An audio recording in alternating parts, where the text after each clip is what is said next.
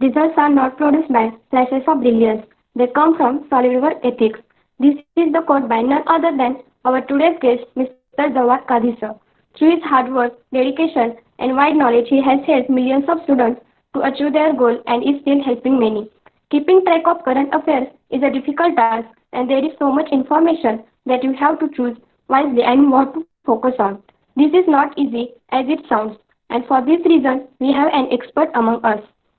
Mr. Kazi sir is a faculty of Unique Academy Pune. He has also mentored many aspirants through YouTube and Telegram channel, and I believe this session will benefit us a lot. I request to all participants to mute their mic off, and if you have any queries, put them in chat box. At the end of the session, we will discuss them. Now I request to Navnath Guge sir to tell us more about Jawad Kazi sir. Over to you, sir. Yes, thank you. Thank you very much. Dear student, myself Dr. Navnath Guge, coordinator the Unique Academy. And today's webinar is held on CEC VIIT Institute and our academy, the Unique Academy Pune. So subject is how to do preparations of these UPSC examinations and like these competitive exams. Especially current subjects, that means newspaper and all. And for that, a very great personality with us, Mr. Jawad Qadhi sir. He has a lot of experience about these competitive examinations, and so make your doubts clear, listen careful, and before starting the sessions, I would like to welcome all the students, parents, and all the viewers of this webinar, especially our college teachers, principals, sir, and all. So before spending much time, I request to Mr. Jawad Qadhi sir to start the sessions. And best luck for sessions. Enjoy the sessions very well. Thank you. Thank you very much. Thank you, Dr. Navnath Guge sir, for a very crisp introduction of mine. And thank you all the students of CEC who have organized this very noble session of how to prepare current affairs or what should be the strategy for reading newspaper and optional selection in civil services exam. I also extend my thanks to Manik Zadeh sir of the CEC, who is the brain behind this very innovative idea of having a cell by the students and for the students. Okay. So without further ado, we will start our today's session regarding what should be your strategy for reading the newspaper and selection of optional subject. Before I do that, friends, I would really like you to ponder and think on a very, very important aspect regarding your life. You guys are at a very, very crucial moment of your career. The choices that you are going to make at this point of time is actually going to determine the trajectory of your career. The time that you invest based on these choices is going to propel you forward to make you achieve great things in life. And therefore, at this very opportune moment, it is crucial that you explore all the opportunities that you have before you and come to a reasoned kind of a conclusion as to what should be your career choice. And in that sense, I feel that the initiative of CEC, which I have been informed is functioning since 2015, is a very, very noble one. At this very stage, if students are apprised about the opportunities in government competitive exams, I think that can really go a long way in ensuring that we have the best minds actually reaching to the bureaucracy of the government. So young budding officers like you, seeing you people, it gives us also a lot of energy to put in our best to help and guide you in clearing these exams. So in that league, we are having this session today regarding a very, very important, you can say, element of preparing for civil services exam, that is how to read newspaper and how to select your optional subject. So without further ado, I'll share my PowerPoint presentation on the screen so that we can have a more interactive kind of a session with you all. I'll also be very happy to deal with your doubts and queries, whatever you might have. As I think Rohan has informed, you can share your doubts in the chat box, and towards the last segment of the session, we will definitely take all your doubts and queries. And don't worry, Our association with VIIT is going to be a long one. I have earlier also very briefly, I have come for a session earlier at your college, but even in future or informally also, if you need to reach out to me, feel free to connect with me. I'll share my contact also towards the end of the session. So just allow me to share my screen over here.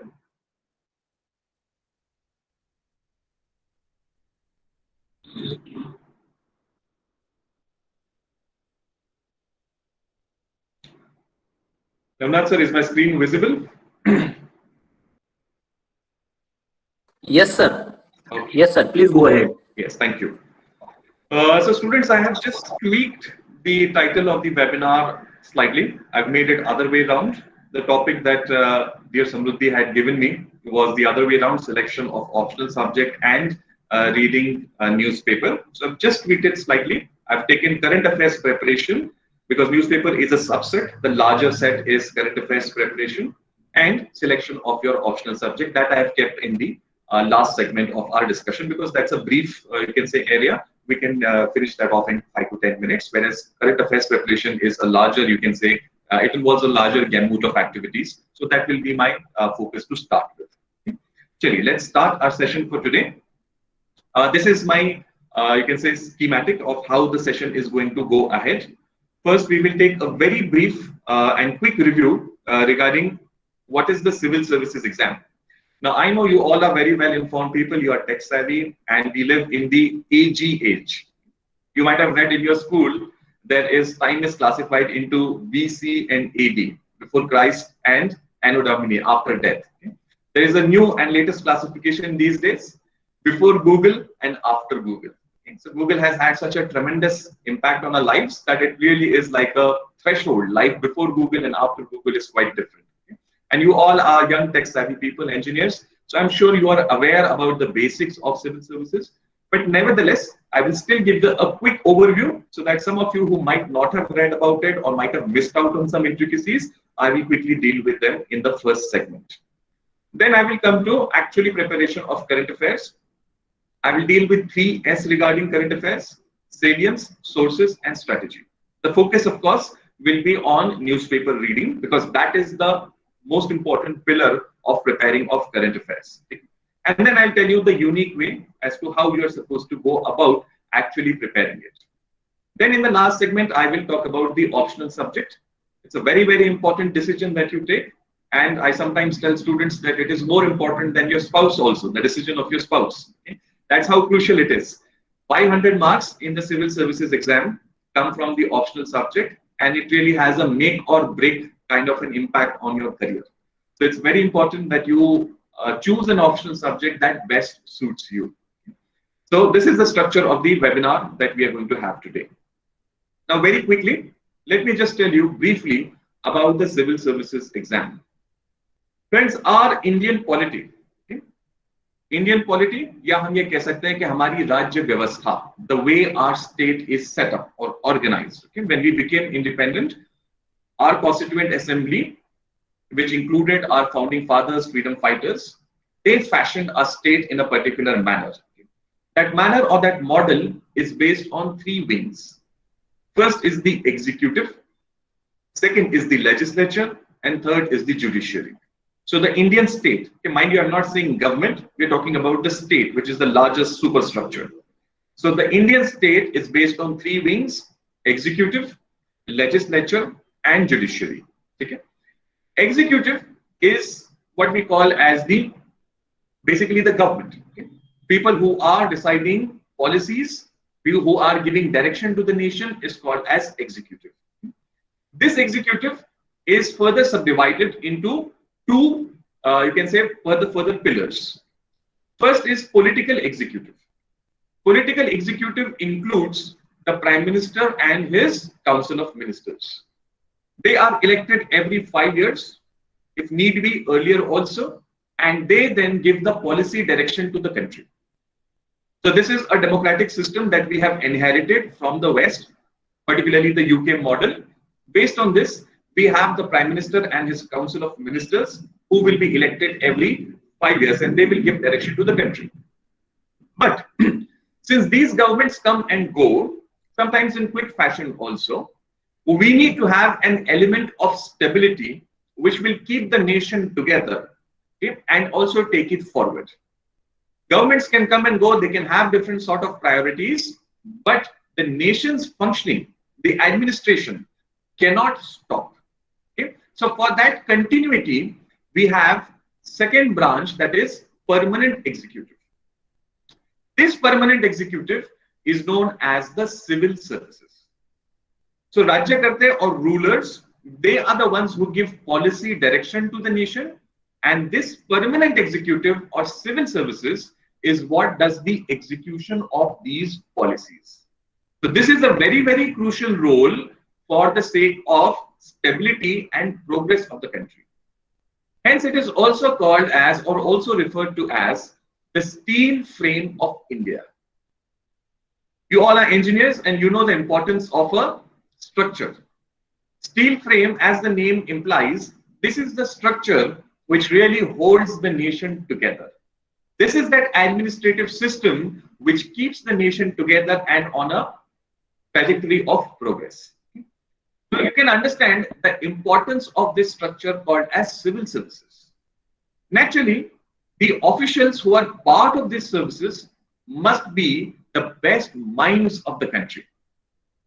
Now mark my words very carefully, friends. I'm saying that these officials have to be the best minds of the country, and I'm not saying they have to be the best brains of the country. There is a very, very fine difference between the two, and as I explain things ahead, you will understand the difference between the two. So for that purpose, we have annual competitive exam via which these officers are selected on the basis of merit. These officials play a very important role, and therefore the selection ought to be on the basis of merit and merit alone. And for that, we have a body called as UPSC, which conducts these exams. Now let us briefly see what is UPSC. It is basically a constitutional body created for recruitment of Group A and B gazetted officers of the Government of India. Friends, our founding fathers, Dr. Ambedkar, many others who were part of the drafting committee as well as the Constituent Assembly, they made this body a constitutional body. The reason behind that is that this body should be above any kind of interference, political pressure, any kind of discrimination. When it does recruitment for such important posts, that recruitment has to be totally fair and transparent. It has to be on the basis of merit and merit alone. And for that reason, this body was included in our constitution itself so that nobody would interfere in the functioning of this body. It is given substantial independence to discharge its duties to ensure its task of recruiting based on the criteria of merit. UPSC's result was out just a month back or so, and like every year, we saw several candidates from very ordinary, mediocre or deprived kind of backgrounds who topped or cleared this exam with flying colors. From Maharashtra, one candidate by the name Azhar Ghazi, whose father is a taxi driver, he cleared his examination and he has now been allocated Indian Administrative Service. Every year we see this. Why is it that these kids who come from such vulnerable sections, deprived backgrounds, they are able to clear and not just clear, top in the exam? Is because UPSC like body, a constitutional body, is there to see that the recruitment happens only on the basis of merit. एक शायर लिखता है दोस्तों, मुझे थोड़ा शायरी का शौक है, इसलिए in my speeches, in my webinars, I often cite poetry across different languages. शायर लिखता है, मंजिल उन्हीं को मिलती है जिनके ख्वाबों में जान होती है. मंजिल उन्हीं को मिलती है जिनके ख्वाबों में जान होती है. पंखों से कुछ नहीं होता, हौसलों से उड़ान होती है. It does not matter what kind of resources you came in this world with. What matters is what kind of will you have inside of you. And if you have the will, if you have the capacity, then UPSC is there to ensure that you serve the nation on the most nodal posts. And for that reason, UPSC conducts various types of examinations. Civil services, Indian Engineering Services, Economic Services, Forest Services, NDA, CDS, myriad kind of exams are conducted by it, the most important of them all being the civil services. Dr. Baba Sahib Ambedkar refers to this body as the watchdog of merit in India. So let us come to what is the civil services exam. Very briefly, this is the most prestigious exam of all that UPSC conducts, and certainly the most prestigious exam in India in terms of government recruitment exams. This is like one portal. You all are IT engineers. It's the best analogy could be that this exam is like a portal which opens doors of 23 premier government services to you. Indian Administrative Services, Indian Police Services, Indian Revenue Services. There are 23 such different premier services which you can develop your career in on cracking just one exam. So see, such a great opportunity this is. You clear one exam and you can then choose from 23 services which one would you like to serve for the government in. The most famous ones we know very well. IAS, which is the linchpin of our civil administration, Indian Administrative Services, or Indian Police Services. If you want to have an on-field job, if you like to do something related to law and order enforcement, or you are an action-oriented person, then certainly police services can be your calling. Indian Foreign Services is another prestigious service where you get the chance of representing your country internationally as a diplomat. But there are several other services which offer you equally good careers if you can avail them through this one examination. This exam is conducted annually, and any graduate from any stream is eligible for appearing for this exam. Okay? So this is in brief about the civil services exam. Now, I will not go into consciously the technicalities of eligibility and stuff like that, number of attempts, because those are available on the internet. So I'll not go into that aspect. But I will definitely like to focus on is, why should you go for this exam? You all are engineers and you have fantastic careers in corporate sector awaiting you. Why should you take the opportunity cost? Corporate sector can offer you good salaries, fancy designations, opportunities to travel abroad, so on and so forth. Then still, why should you go for the civil services? I give you 4 reasons for that. Reason number 1, this is a career and not just a job. Guys, everybody has to do some kind of a trade to earn money, to support himself and his family. That is a job, when you contribute your labor, your talent, your time, and get some money at the end of it. That's a job. A career is a much more broader concept.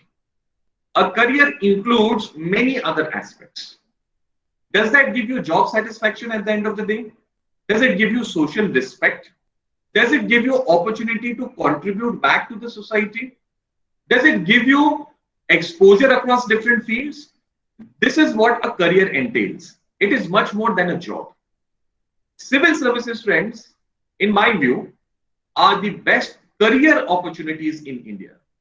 There might be better jobs where you may earn more money, but in terms of career, civil services is unmatched. Second reason is self-actualization. Friends, God has given, whether you believe in God or no, God or nature, whatever you would like to call it, it has given us immense potential within ourselves. We just need to discover that. And how do we discover that potential within ourselves? For that, we have to pit ourselves against challenges. जब आप कोई बड़ा challenge उठाते हैं, तो आपके अंदर का जो वो पोटेंशियल है, जो दबा हुआ होता है, लेटेंट होता है, वो फिर उभर कर बाहर आता है. ठीक है? Civil services is a career that allows you to bring out that hidden potential of yours. And when you reach the fullest level of that hidden potential, that point of bliss is called as self-actualization. When you get that satisfaction that I have, poured out myself, brought out every single talent within me for the betterment of the society, that is self-actualization. Civil services give you an opportunity for that. The current pandemic is going on. There are numerous challenges before our administration, and our IAS officers, our other officers, they are working day in and day out to ensure that the country keeps running, that best possible services are provided to the people. That is how you can achieve self-actualization through these services. Third reason is exposure. The civil services provide you a fantastic exposure across different kind of segments that the government deals in. An IAS officer can be a collector today. He may be sent next day to an international organization on deputation, or he may be sent as secretary to some government department. He may be made a director of some public sector enterprise. He may be sent to a university as a registrar. There are myriad opportunities that these officers get in the course of their career. So no job is like the previous one. And this makes your career very, very rich and interesting. That's my third reason, that is exposure. Fourth and last point is public interface.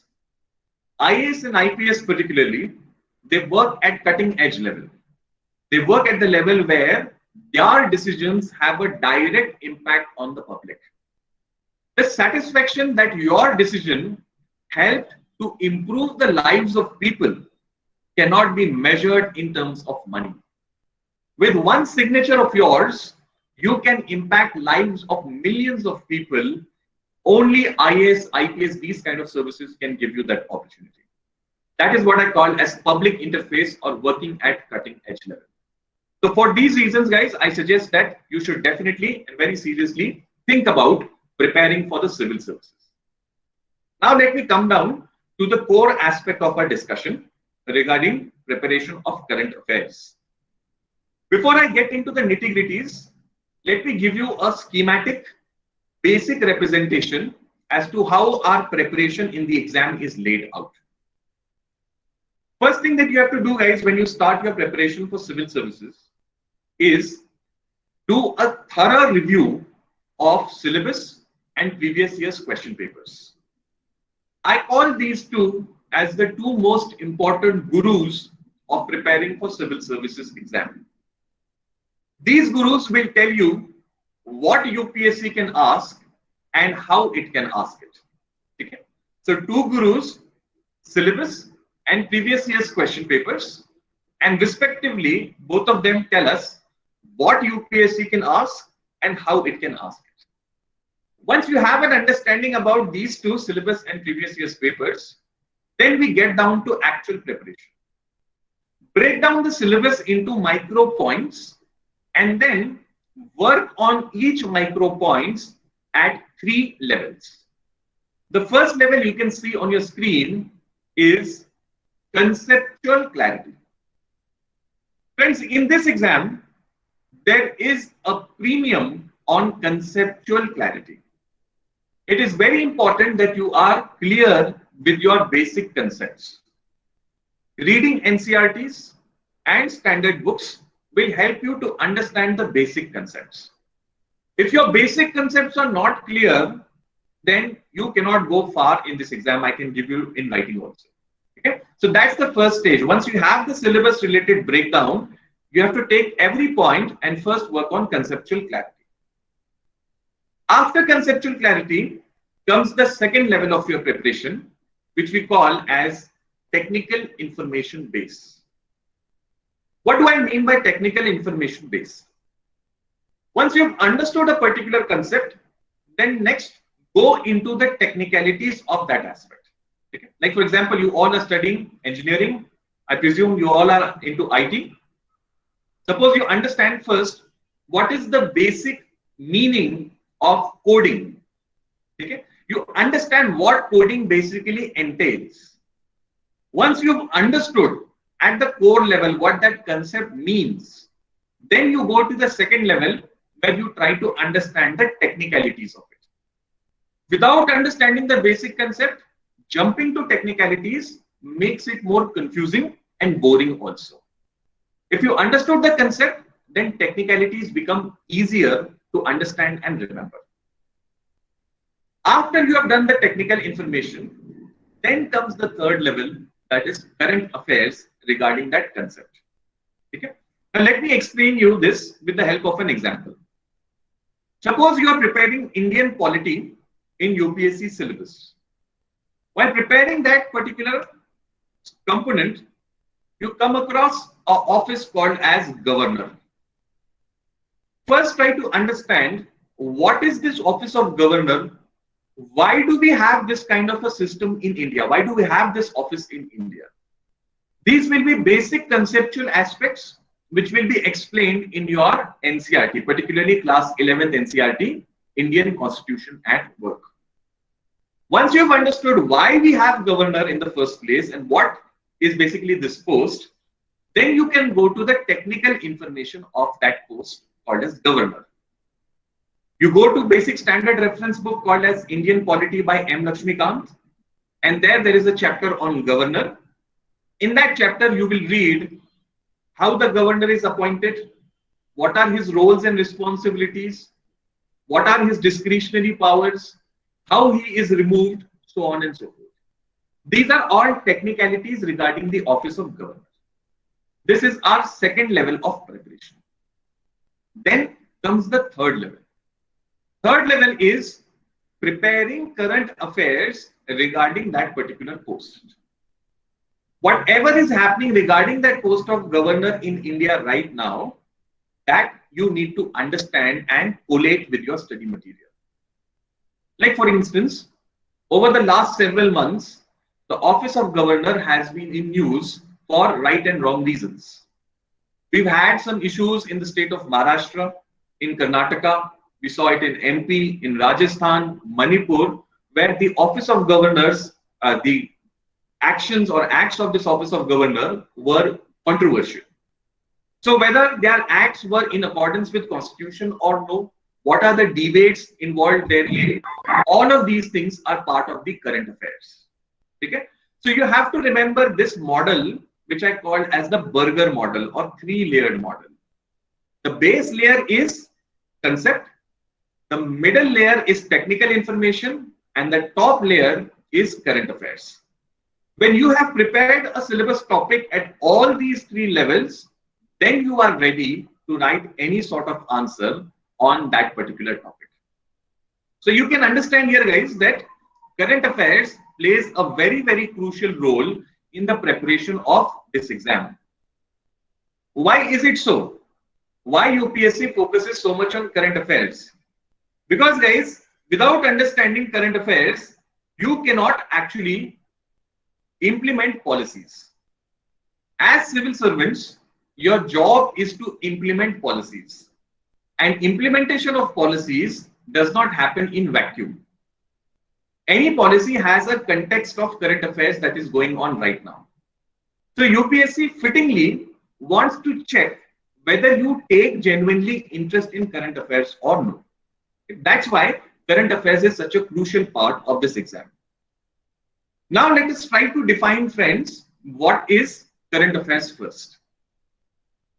Whenever we deal with an issue or a challenge or a problem, the first thing that we have to do is define that issue or define that challenge or problem.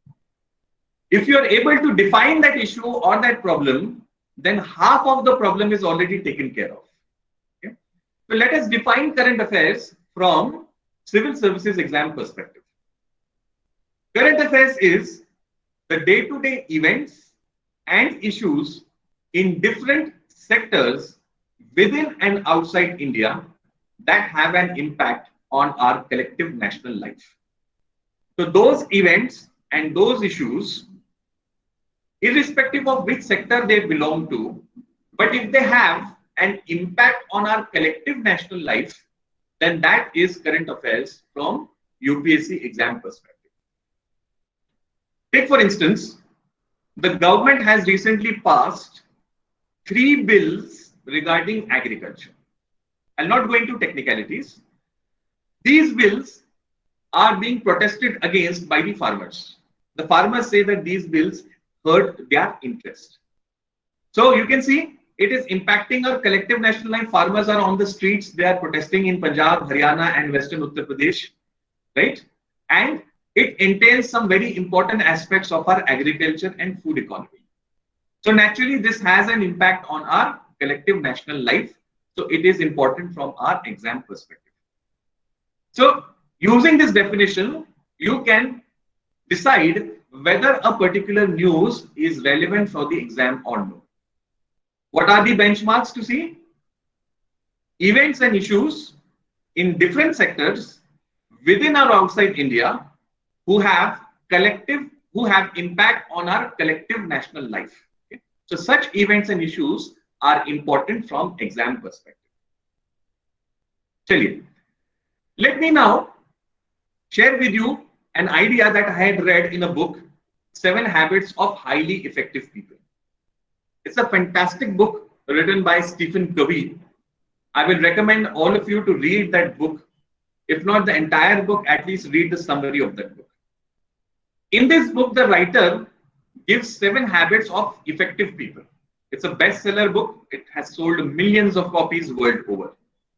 And the second habit that he shares is what I have shared here on the screen for you.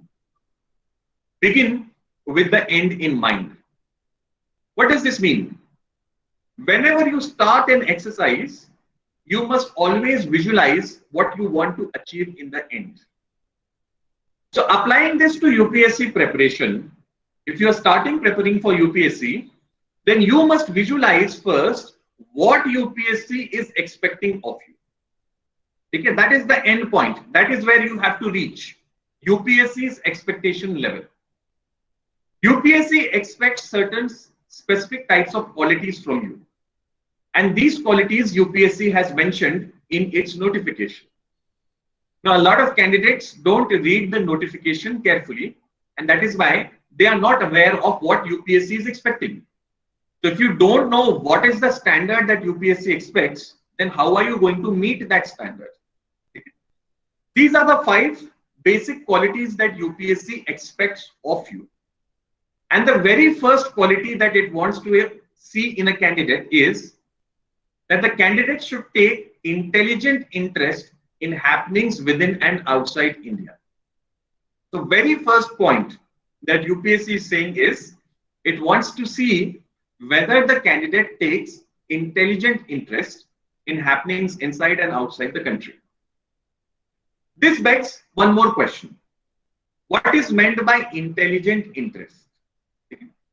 Intelligent interest here, friends, means you must have 3 things when you deal with current affairs.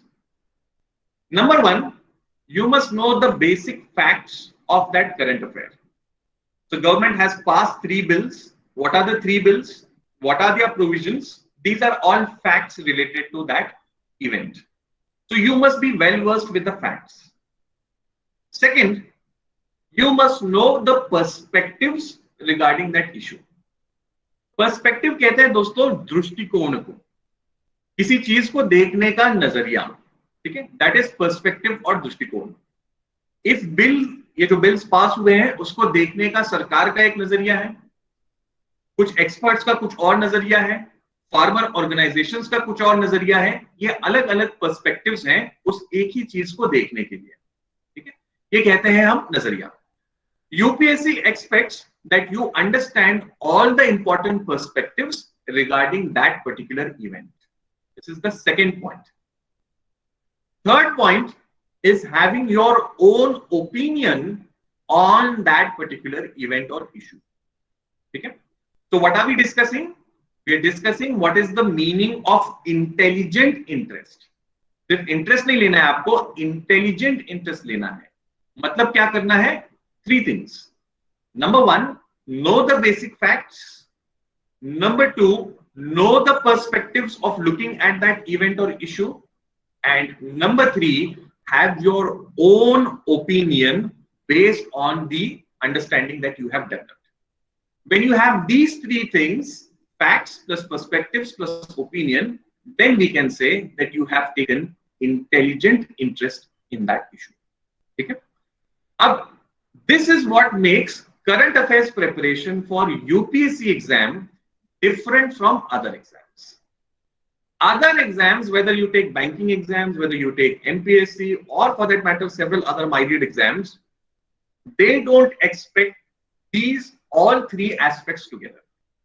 They expect only facts from you, that you know, okay, this bill has been passed and these are the provisions of the bill.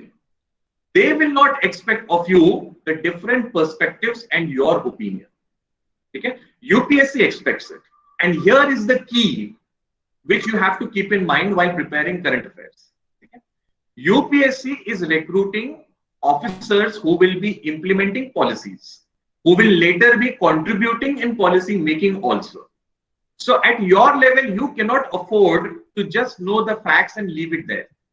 You are going to be at a much higher pedestal in the government system. Okay, so for that, you must go beyond just knowing the facts, understanding the perspectives and developing opinions. Okay, and this is what you have to do when you read the newspaper. How to do that? I'm coming to it in subsequent slides. So you can see here, guys, the very first quality that UPSC is emphasizing on is related to current affairs. Okay? That's how crucial it is in this exam. Other qualities that UPSC wants to see are also indirectly linked to current affairs. Critical power of assimilation. What does this mean? Critical power of assimilation, friends, means that you must have the ability to read a lot and imbibe what is relevant out of it. Okay? As an IAS officer, as a collector, you will be having 50 files on your desk every day. Okay? And you are supposed to take decisions, sign on those files and take a final decision on that. Okay? Now, those bulky files might have a lot of content that might not be relevant for your decisions. You must be able to zero down on what is important and take a quick decision on that.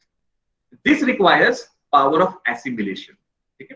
That is what UPSC checks in this exam, critical power of assimilation. Okay? Current affairs helps in this. When you read and follow current affairs regularly, it develops that muscle, if I may use the word, brain muscle, to develop that power of assimilation. Third, clear and logical exposition. Whatever decisions you have taken, you must be able to express it in a clear and logical manner. Whether orally or mostly in written form, your communication should be clear, spasht asla pahiye, and it must be logical. It must not be hazy. Your decisions are going to be read by the common man. Okay? So when he reads your decision, he must be able to understand what you are saying. And for that, your communication has to be clear and it has to be logical. Okay? So UPSC checks if you have this quality or not. Then balance of judgment. Your decision should not be lopsided. So ekangi nako apnala decision. Okay? It must be based on considering all the relevant facts and factors. So when you consider everything and then come to a final decision, then that is what we call as balanced judgment. Current affairs helps with this also. It gives you exposure to different kind of perspectives, and based on that you develop your opinion, which turns out to be a balanced one if you have considered all the possible perspectives. So that is what UPSC wants to check. And lastly, social cohesion and leadership. This is what UPSC wants to see if you have or no. Social cohesion means you must have empathy, sympathy for the weaker sections of the society. Scheduled castes, scheduled tribes, LGBTQ, minorities, OBCs, persons with disabilities, all of these weaker sections must be, you must have sympathy for these people. You are administrators of a welfare state. Eka kalyankari rajyache tumhe adhikari ahat. Okay? So you have to have sympathy for the weaker section, because that's what your job is, to bring these sections in mainstream. So that is again checked in the exam. Current affairs helps you with this also. It gives you exposure to the problems of these communities. Maybe earlier you might not have had sympathy for the LGBTQ community or the problems that they suffer. You might have not read about them. But current affairs gives you exposure to that. Articles in the newspaper will tell you the kind of problems these people face, and you may become more empathetic towards their challenges. So this is the beauty of current affairs. It helps you develop these qualities. And lastly, leadership. What is meant by leadership, guys? Leadership means to take responsibility. Jawabdari gheniyachi shamta. Okay? if there is a challenge and you take responsibility to deal with that challenge, then you must have solutions and ideas to solve that challenge. Okay? Where do these solutions and ideas come from? A lot of them can come from current affairs. In the exam, actually these days, there is a trend. UPSC directly in question is asking you to give suggestions and prescriptions. Even if it does not ask, it is expected that in conclusion of answers, you will provide solutions to the problems that the society, the nation faces. Where will you get the solutions and ideas? You will get it from newspapers, current affairs. So directly as well as indirectly, you can see that current affairs plays a very, very crucial role in your preparation, and you must understand its importance in the examination. And once you understand that, you can devise a strategy to prepare it. If you don't understand this, why it is so important in the exam, then preparing it becomes very, very difficult. Okay? So that's why I spent some time making you understand what is exactly the importance of this component in the exam. Structure of the prelim exams. I'll not go into too much of details. You might be knowing that there are two papers, GS1 and GS2, popularly called as CSAT. First stage is objective with negative marks. In this particular first stage itself, you can see that in the syllabus itself, UPSC has mentioned current events of national and international importance. So the syllabus of prelims exam starts with this first point, that is current events of national and international importance. In this table, you can see the marks or the number of questions that UPSC has asked in prelims based on current affairs. On an average, you can say about 25 questions out of 100 are dealing with current affairs. 25 question, guys, means 50 marks, and cutoff of UPSC prelims is in the range of 100 marks. So half of your cutoff can actually come from just one section, that is current affairs. And this is just about the direct current affairs based questions. A lot of traditional questions are asked because of that issue being in news. So indirectly, many questions are contributed by current affairs, and in my guess, around 40 to 45 questions in prelims are directly or indirectly related to current affairs.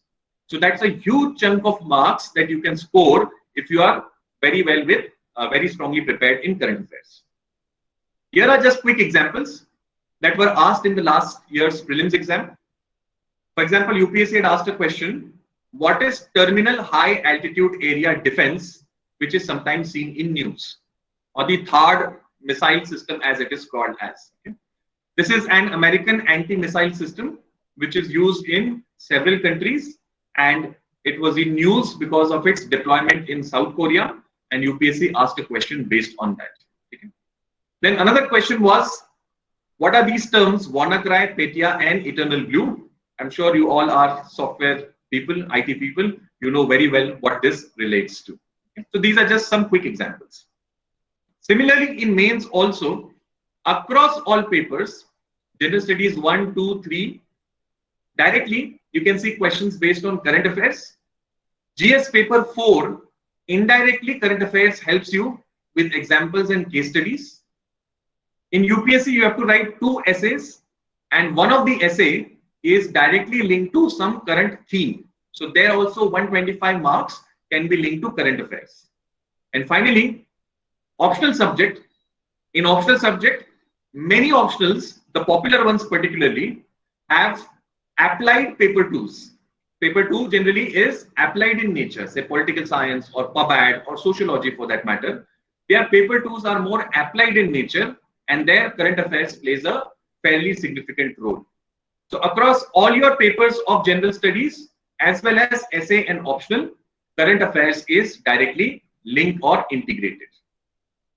Now let us come to the actual preparation of current affairs and especially newspaper reading. Let us first see what are the sources that you are supposed to use for preparing current affairs. First and foremost, one good newspaper is very crucial.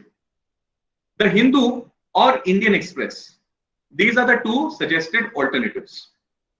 I personally prefer the Hindu as the base for preparing current affairs. The Hindu is a standard resource, guys, for preparing UPSC current affairs for multiple reasons. Number one, there is a direct correlation with questions that have been asked in the exam. Okay? Directly you can see, based on coverage of the Hindu, questions were asked in prelims as well as in mains. So it is very clear that UPSC does somewhere prioritize the Hindu. So that should be your reason number one to refer to the Hindu. Reason number two for the Hindu is that the articles and editorial of Hindu are of a very high quality. These articles and editorials help you to develop perspectives regarding an issue that is going on. For example, there is an issue going on today regarding government not paying the cess that was collected for GST back to the states. So there are some wonderful articles that were published yesterday as well as today in the Hindu, which explain this particular issue very well. These editorials and articles of the Hindu help you to understand an issue and develop perspectives regarding it. This is the second reason.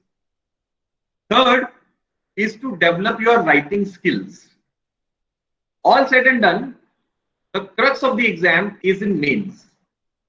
1750 marks 1750 marks के लिए दोस्तों आपको main exam लिखना है और वहां पर आपका राइटिंग स्किल बहुत मैटर करता है.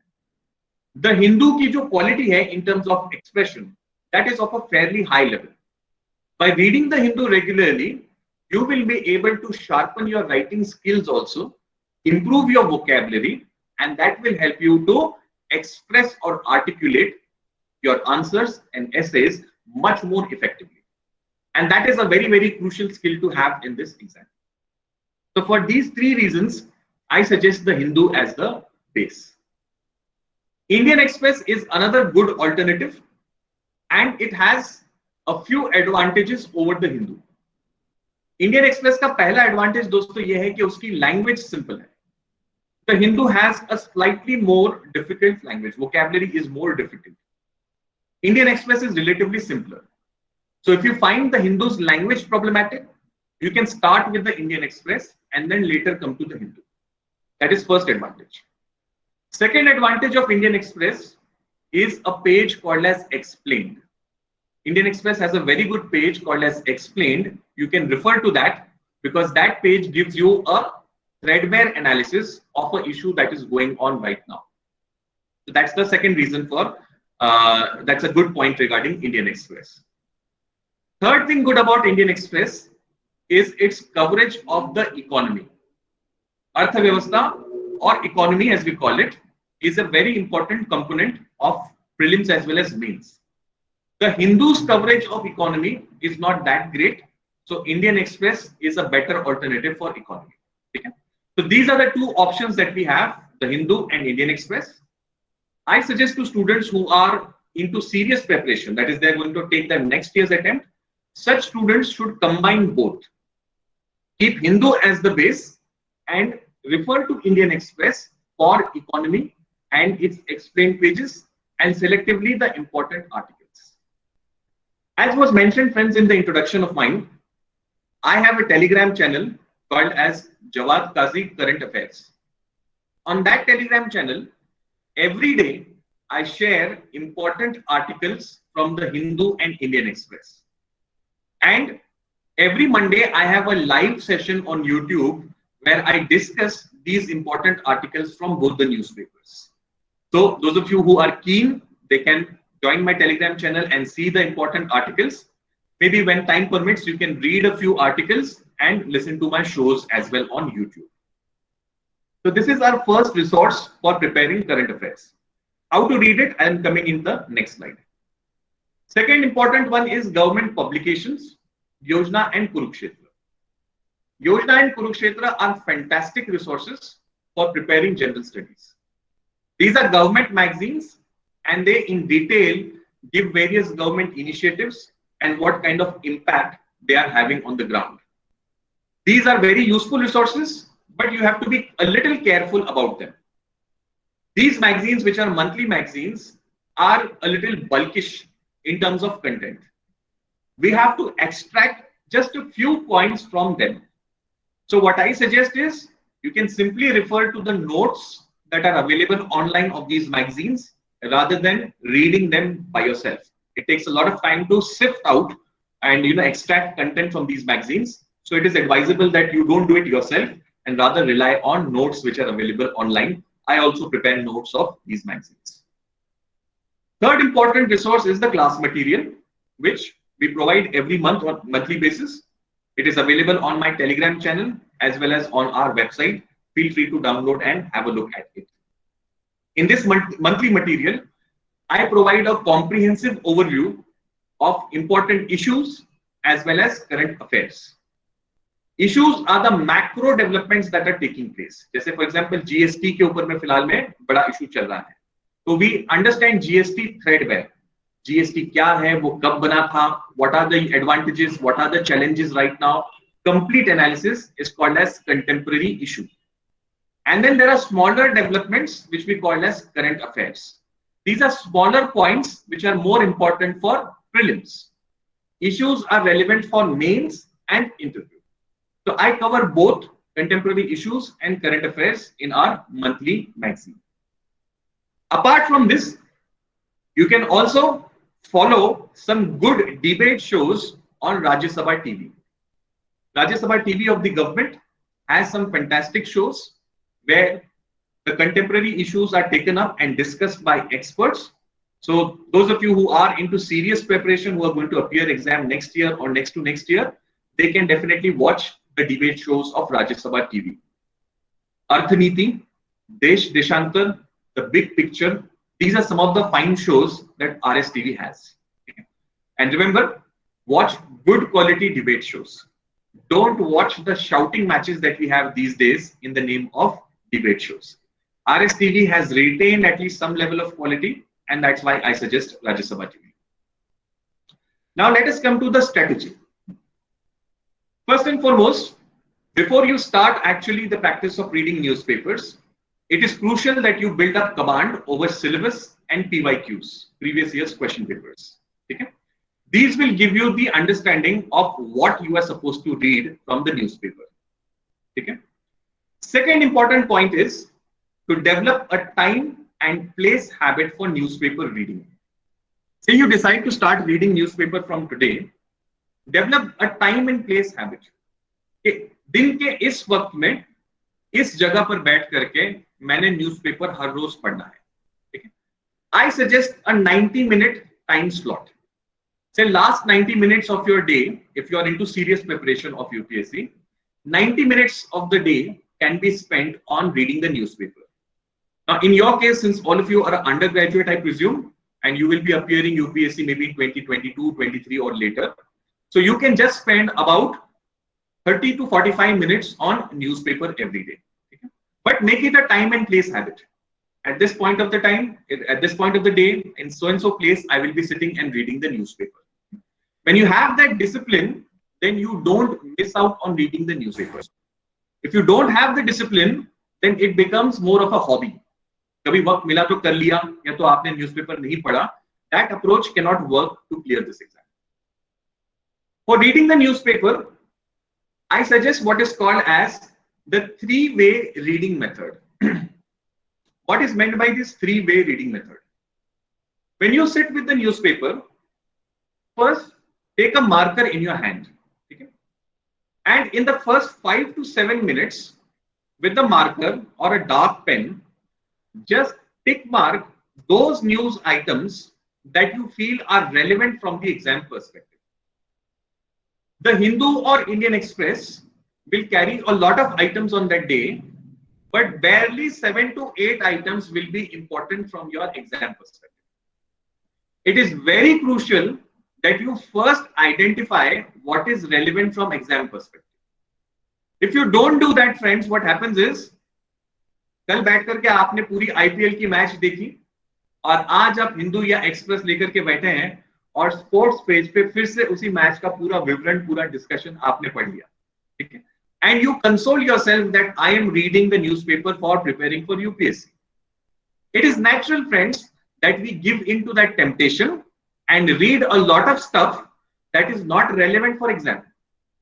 दीपिका पादुकोण के व्हाट्सएप चैट्स में ड्रग्स रिलेटेड बात हो रही है, ठीक है, and you are tempted to read about that. Sushant Singh Rajput case में नया मर्डर स्टोरी में नया twist, we are tempted to read these things. So it is crucial that in the first 5 minutes take a dark marker and identify what is relevant for the exam. ठीक है, शुरुआत में ही हमारा वो antenna on होता है कि what is relevant for the exam. After first 10 minutes that antenna's signals become weak, and then you start reading all the stuff which is not relevant for the exam. So for that, in the first way, पहली बार जब आप newspaper पढ़ेंगे तो 5 minute में आपने पहले ये identification का काम करना है.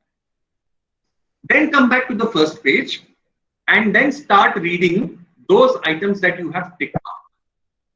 Second reading में underline the key points that you come across in the newspaper. और इस तरीके से सारा रीडिंग और अंडरलाइनिंग का काम आप सेकंड रीडिंग में आप कंप्लीट करते हैं. ठीक है, एक बार ये सेकंड रीडिंग हो गई आपकी, उसके बाद में again you come back in the third way and take down notes of things that you feel are relevant for main examination. Mark my words very clearly. Avoid making notes for prelims. You are not supposed to make notes from prelims exam perspective, because those notes are already prepared by the classes. If you prepare those notes, you are only duplicating the effort. We or any other material for that matter will include all of the prelim based bits which you can get ready made. So you don't have to waste the time in writing or preparing those notes. You are supposed to make notes only from main exam perspective. 1750 marks की आपकी mains है और वही decisive role play करती है आपके selection में. There you are supposed to take edge, leverage over other candidates. ठीक है, अगर आपके पास लिवरेज है तो ही आपको आपकी चॉइस ऑफ सर्विस मिलेगी. अब यहां पर में आप जितना अच्छे से कंटेंट जनरेट करेंगे न्यूज़पेपर से, उतना वो आपको हेल्प करेगा लिवरेज के लिए. So for that you have to take notes only from mains perspective. ठीक है, then link these notes with overarching themes of the exam. There are some favorite themes that the UPSC keeps on asking questions on. When you do the syllabus analysis, previous year's question analysis, you will come to know some of these themes. I'll also show you in subsequent slide. जो भी issue आप prepare कर रहे हैं, वो किस theme से link होता है, किस syllabus के point से link होता है, वो फिर आपने backward connection उसका develop करना. अब कुछ practical insights on reading the Hindu newspaper. What should you focus on? Focus on syllabus related nationally and internationally relevant news items. Mark this phrase, syllabus related. Anything that is not related to the syllabus, be very professional to skip that out. Time is short. Okay? We don't have the time to read irrelevant stuff. So stick yourself only to syllabus related items. What can these be? Some of them I have mentioned here.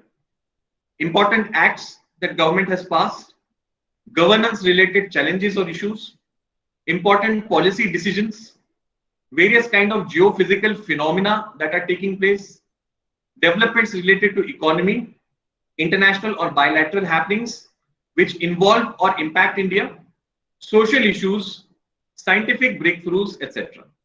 So these are the sort of items which are related to the syllabus that we have to focus. And we have to avoid what? Avoid political news, regional news, crime news, sensational news stories, like that is going on right now in case of Sushant Singh murder case. These kind of items must be avoided. Okay? Editorial and opposite to editorial pages are especially important from the exam perspective.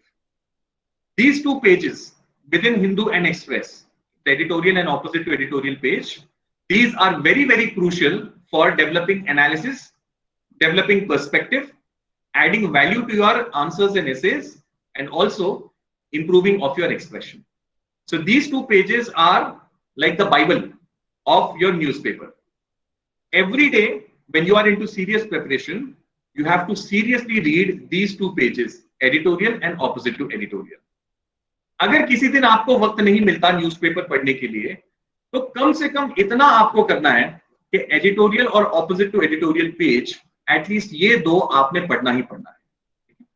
Once I'm done with the PPT, I'll show you the editorial and opposite to editorial pages also. Then there are some specific pages in the Hindu. I'll share some brief insight about these pages.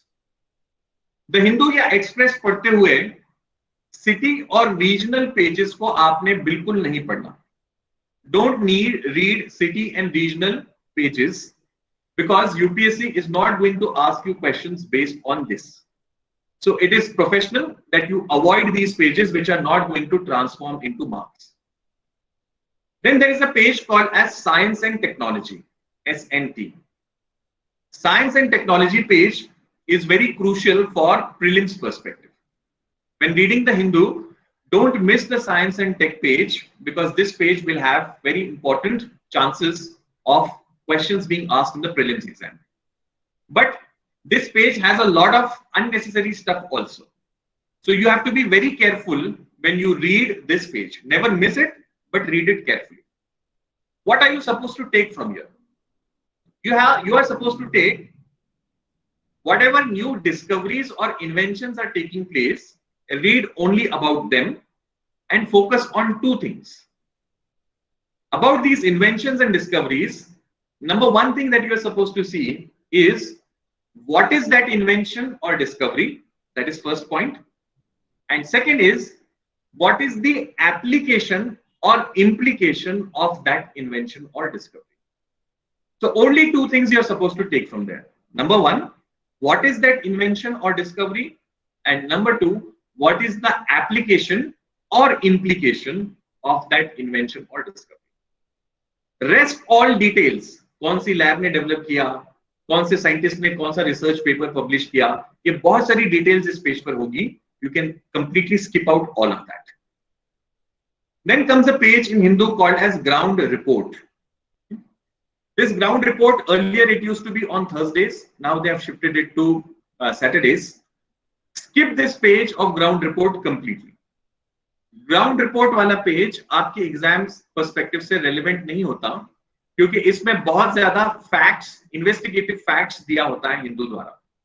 Now that those investigative facts are not important for us.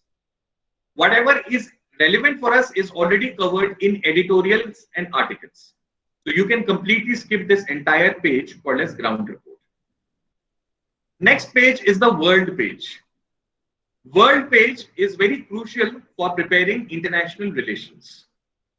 But you have to be very, very super selective when reading the world page.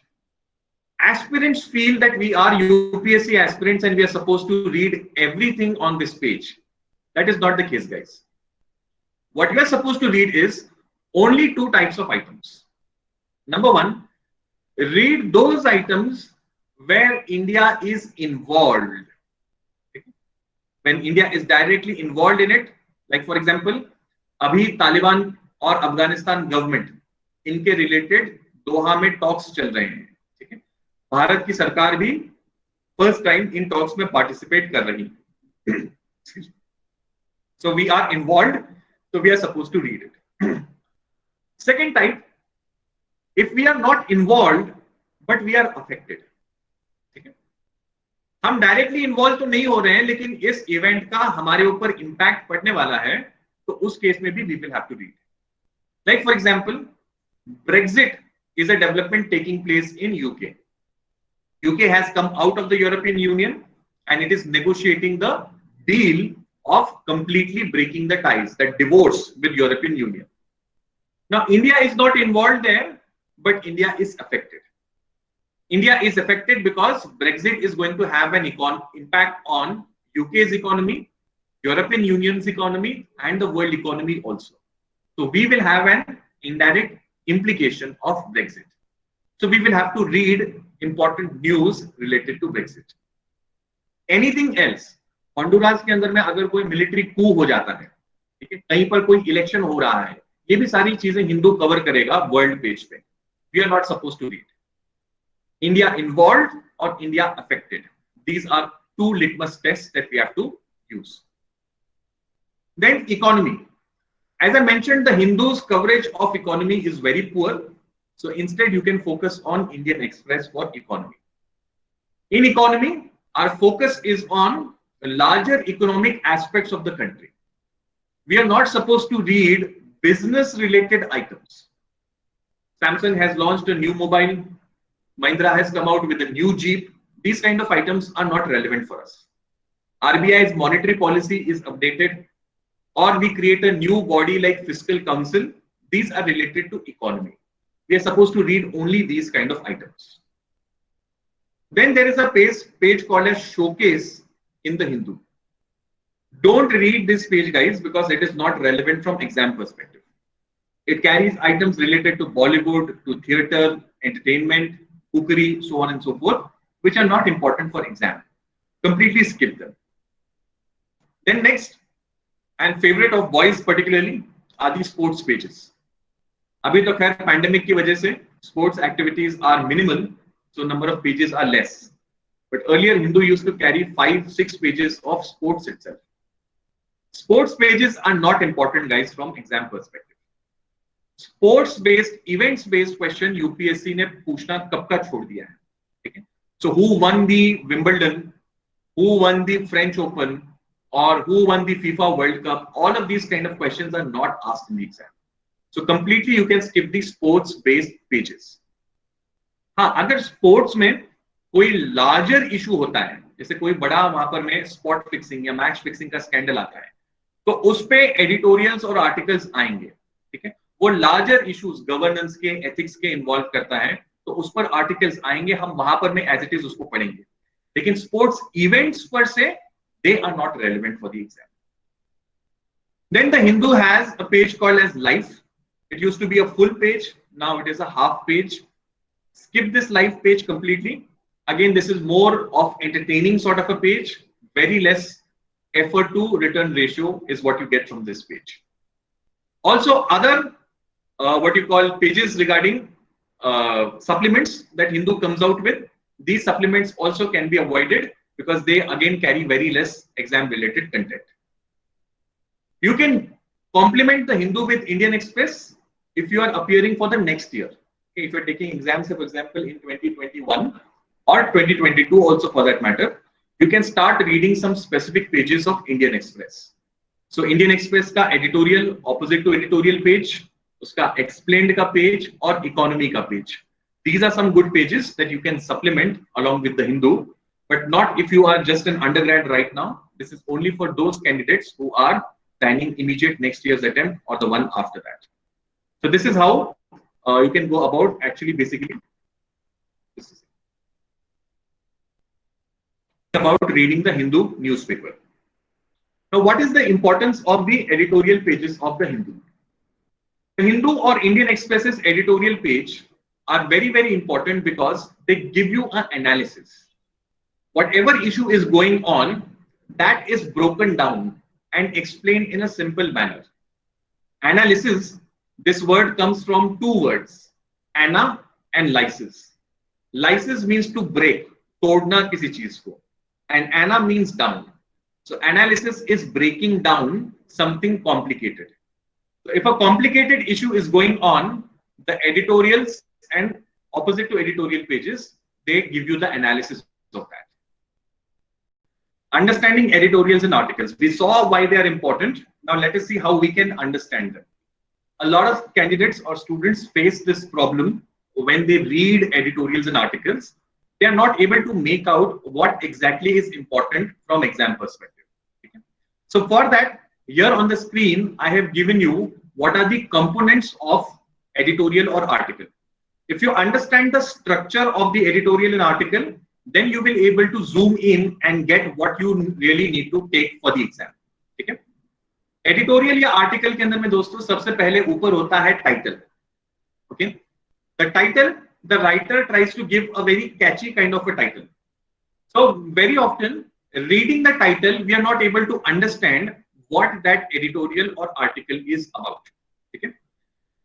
So you have to go and read the second one, the second line, that is the subtitle of the article or editorial. Title के ही नीचे italics के अंदर में you will see the subtitle. This subtitle guys is the central premise of that article. It really is the key point on which the article focuses.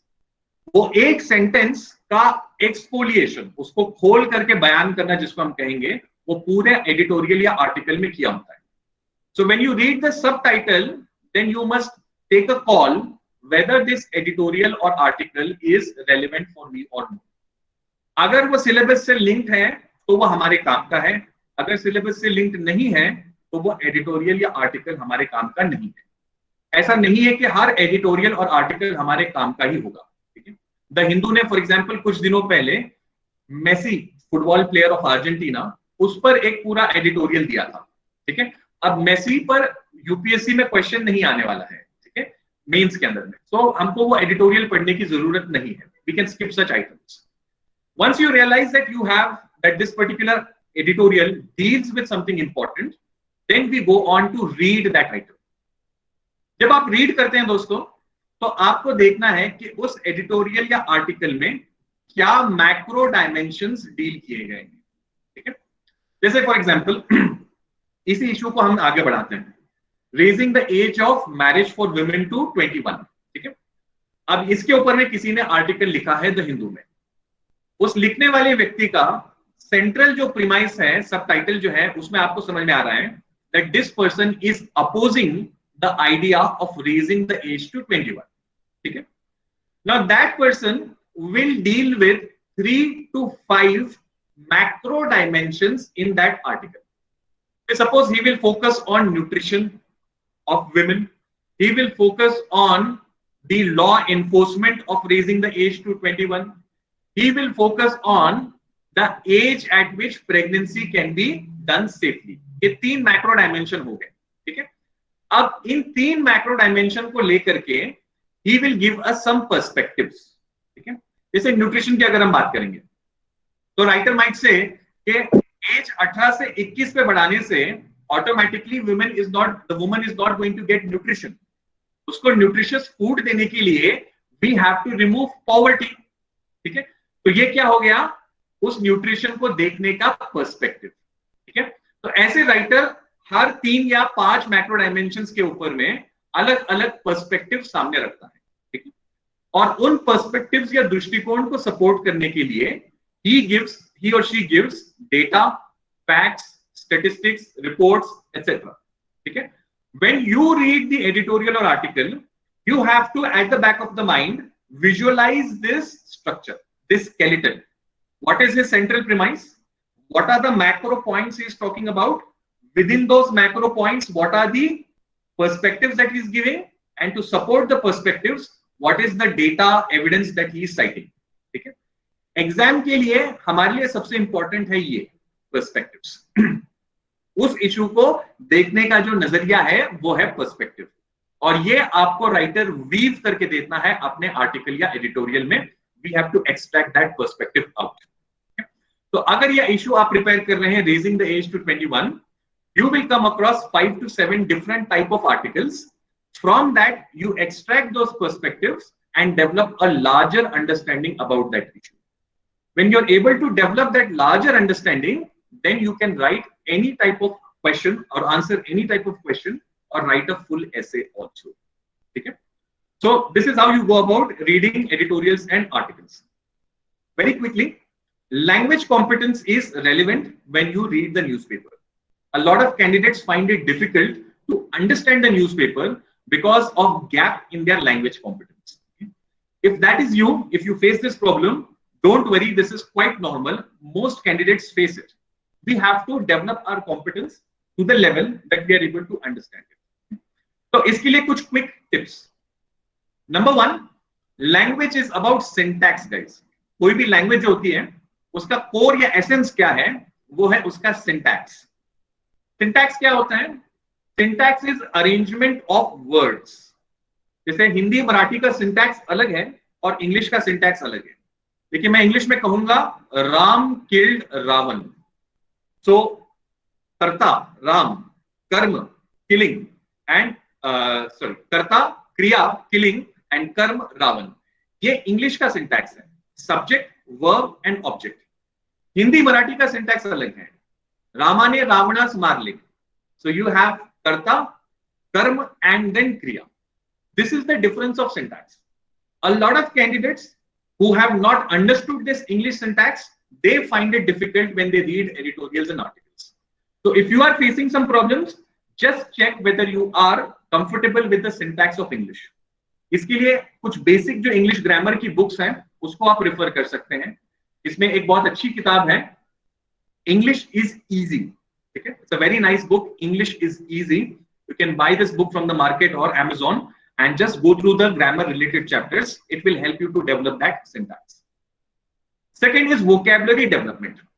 Now, you might not have had the experience of reading diverse things earlier, but when you read editorials, articles, you will come across different kind of subjects, and that requires some competence in vocabulary. Vocabulary develop करने से आपको चीजें समझने में भी आसानी होगी और आपका अपना एक्सप्रेशन भी इंप्रूव होगा। मैं जस्ट एक क्विक एग्जांपल आपको यहां देता हूं। देखिए, जैसे हम हिंदी या मराठी में कहते हैं गुस्सा या राग, इसके लिए इंग्लिश में कितने वर्ड्स हैं? Miffed, annoyed, angry, furious, livid. I give you 5 words: miffed, annoyed, angry, furious and livid. All of these 5 words mean the same, गुस्सा या मराठीचा आपला राग। The difference is intensity. Livid is the highest level of anger. Okay? If you want to express something specific, you need to have the right sort of word for that. Vocabulary building will help you to not only understand these editorials and articles well, but also to express in your answers and essays. It takes a little bit of effort, but it is more than worth it, guys. Okay? What you can do, just quick few suggestions. Number 1, get yourself a book called as Word Power Made Easy. Norman Lewis, author है इस किताब के, Word Power Made Easy. Over the next 3 months, धीरे धीरे से इस किताब को आप खत्म कर दीजिए. You will develop a powerful base for your vocabulary. This is my first suggestion for you. Second suggestion is, when you read newspaper, maintain a small journal and write out 5 new words that you come across every day. Just 5 words. If you do this exercise for the next 3 to 6 months, you will develop the vocabulary of that newspaper. Her newspaper की अपनी थोड़ी सी speciality होती है words की। अगर आप 4-6 महीने exercise कर लेते हो तो उसके जो स्पेसिफिक वर्ड्स हैं वो सारे आपको मालूम हो जाते हैं और फिर उस न्यूज़पेपर को रीड करना मुश्किल नहीं होता। Just these 2 things and you will substantially jump in terms of your vocabulary related competence. मैं ज्यादा वक्त ले रहा हूं आपको, लेकिन ब्रीफली जस्ट मैं आपको एक अच्छी चीज मैंने किताब में पढ़ी थी वो बता करके चलता हूं। There's a very nice book called as Atomic Habits. ठीक है, Atomic Habits written by James Clear is a New York Times bestseller. इस किताब में जेम्स एक बड़ी अच्छी कंसेप्ट बताते हैं। If you improve by 1%, ठीक है, if you improve by 1% every day, then in 1 year's time you are 37 times better. रोज सिर्फ 1% इंप्रूव कीजिए अपने आप को, 1 साल बाद आप 37 टाइम्स बेटर होंगे। ये खास तौर पे वोकैबुलरी और लैंग्वेज कॉम्पिटेंस में काम आती है, बिकॉज वी आर डिस्करेज्ड कि तब हमारी इंग्लिश उस लेवल पे होंगी that we are able to write freely, express ourselves clearly, but it takes just a small effort every day and within no time your competence is actually at a very high level. That is what I'll suggest. Third is keywords. Newspapers carry some good keywords. When you are into serious preparation, make it a point to collect such good keywords. I have a series that I have started on YouTube, 3-1 Thursdays. In that, I am taking up these kind of ideas, keywords and concepts. Do follow that to understand more about it. Next is flow. When you read articles and editorials, see how the idea is flowing. Okay? Flow is very, very crucial to make your examiner read your answers and essays. So while reading newspaper, also see how the writer has, मराठीत आपण म्हणतो ना त्याला, तो विषय फुलवत नेलेला आहे, ठीक आहे, where he has exfoliated that idea in a logical sequence. Developing that flow is another very important byproduct of reading the newspaper regularly. Then last point, building a case with arguments. In UPSC answers and essays, you are supposed to develop a case. You are supposed to develop an argument on your stand. UPSC will always ask you to critically comment. Okay? It will ask you your opinion. So you have to take a stand and then justify that stand. Okay? Now, justifying that stand is a skill. How you argue, like a advocate, एक वकील की तरह आपको आपकी side जो है वो justify करनी होती है एग्जामिनर को. So that's again a skill that you will develop when you read these editorials and articles carefully. Yes. So how should you go about selecting your optional subject in UPSC? Guys, as I mentioned, optional selection is very, very crucial for your success in this exam. And it is very important that you come down to a right match for yourself. So for that, there are these 4 points that I would like to suggest you. These 4, you can say, criteria based on which you can select the optional of your choice. First is interest in the subject. Guys, please remember that you will be preparing the optional subject for at least 18 months, okay, if not more. Assuming that you crack in your first attempt, everything falls in place right away, you will at least be spending a year and a half with that optional subject.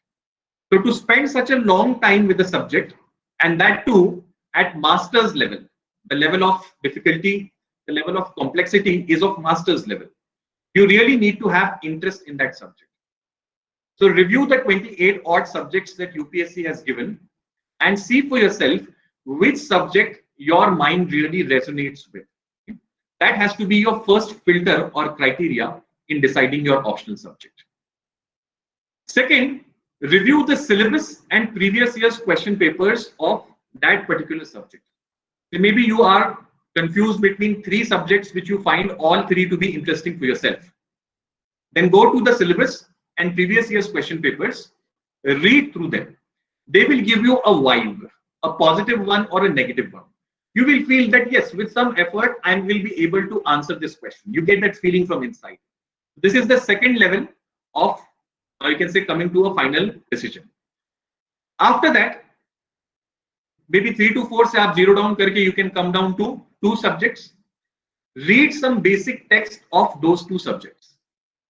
With most of the popular subjects, NCERT textbooks are available. Political science, sociology, these subjects have their NCERTs, history. Read the NCERTs and then take a feel of that subject a little more in detail. मला जे इतिहास वाटतं तेच UPSCचा इतिहास आहे का? We must confirm that. Okay? You might be having a very different perception of history than what UPSC expects of you. So see it for yourself by reading some basic textbook. After that, you can check whether there is availability of guidance and study material regarding that optional subject. For the subject where all of these 4 pointers fall in place, that is like the ideal match for you. जैसे पुराने वक्त में कुंडली मिलाई जाती थी, आज भी मिलाई जाती है वैसे, तो कहते थे ना कि 36 के 36 गुण मिलते हैं, ठीक है? तो वैसे ऑप्शनल की केस के अंदर में आपके ये 4 गुण अगर मिल रहे हैं तो फिर वो आपके लिए जो है वो आइडियल मैच, वो ऑप्शनल सब्जेक्ट आपके लिए हो सकता है, ठीक है? इसके बेसिस पर आप ऑप्शनल डिसाइड कर सकते हैं. यूपीएससी ने 28 सब्जेक्ट्स की लिस्ट दी है, जिसमें इंजीनियरिंग के कोर सब्जेक्ट्स भी हैं, आपका मैकेनिकल, सिविल और electrical. So if any of you belongs to that branch, then maybe you can think of that optional subject. Otherwise, you can go for any of the popular optional subjects. मैं इसमें एक चीज सिर्फ suggest करूंगा कि don't go for offbeat kind of optional subjects. Some candidates go opt for mathematics. It's difficult, guys, to actually score well in that subject. Yes, extreme cases are there, exceptions are there. Some toppers have taken mathematics and topped the exam because of that subject. But those are exceptions. Exceptions prove the norm. Go for subjects which are relatively more common and popular.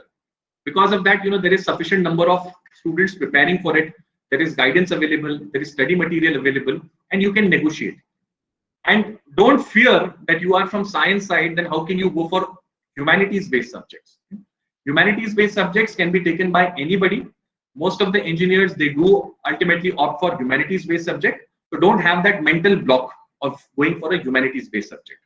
Check for yourself if all of these 4 are falling in place with a humanities-based subject, then I would say that it would be a good choice for you. Okay, guys. So this is in fair bit from my side that I had to share with all of you. I'll hand over the session over to Rohan and his friends. If there are any doubts or queries that you would like to ask, if time permits, I would ask Rohan to share those doubts and queries. Maybe we can take some time. We can answer some of those queries if time permits, of course.